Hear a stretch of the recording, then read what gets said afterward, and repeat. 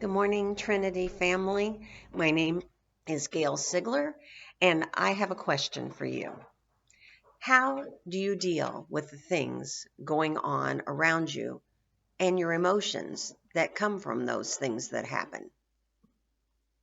I'm a pretty laid back person and definitely not a crier.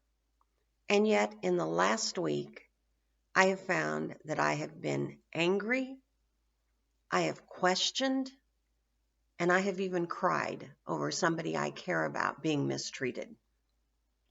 Emotions are normal. Even Jesus, while on earth, cleared the tables in the temple when the house of God was being used incorrectly. He questioned the adulteress as to where her accusers were who were going to stone her.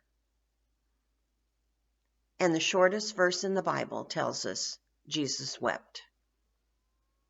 Emotions are normal, but how do we prepare for the things that go on around us, personally, locally, statewide, nationally, worldwide? How do you feel when you watch the news and you see video clip after video clip of unrest in our country, or when you read the paper and find that someone was wrongfully treated? Don't you question what's going on? What can we do about the things that we read about, that we see, that we hear about? Get educated?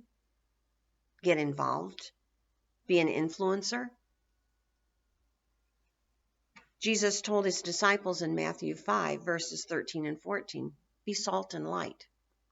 How do we do that? So there are still a lot of questions flying around in my head. How do I deal with emotional situations? What can I do to help? That sort of thing.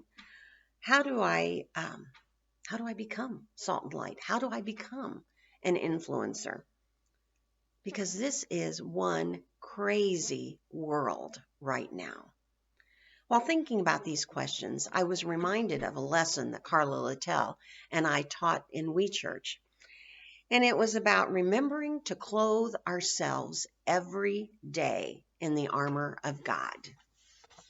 Here's a picture of one of our little ones suited up in the armor of God. Isn't he cute?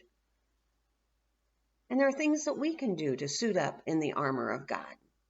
We told the kids, think about it every day when you get dressed, that you're putting on the different pieces of the armor of God. The details of the armor of God can be found in Ephesians 6, 10 through 18. Be strong in the Lord and in his power. Put on the full armor of God so that you can take your stand against the devil's schemes.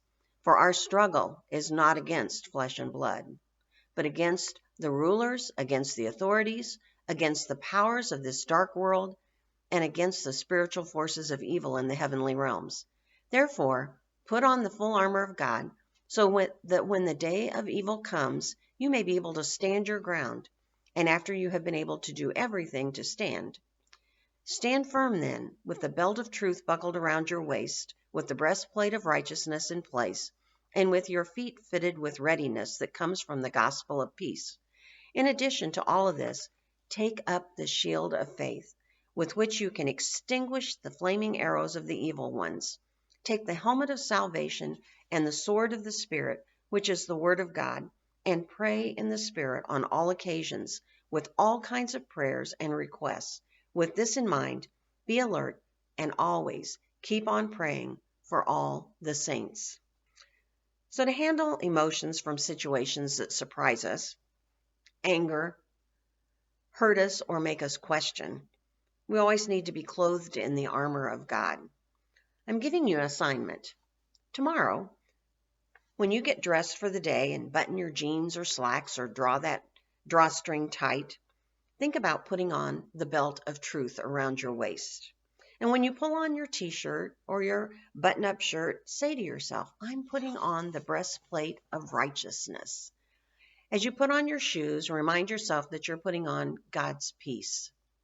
And as you grabbed your cup of coffee, lunchbox, or computer, or as in the picture with Silas, the pool noodle, Before walking out the door or sitting down in your home office, say to yourself, I'm grabbing the shield of faith and putting on the helmet of salvation. Don't forget to say a prayer for your day and for all those that you interact with, and you will find that you are more than ready to handle those surprise situations that come your way. And along with that, others will see you more as salt and light, an influencer for God. So now take on your day, take on the world around you, armed with everything you could possibly need. Have a great day.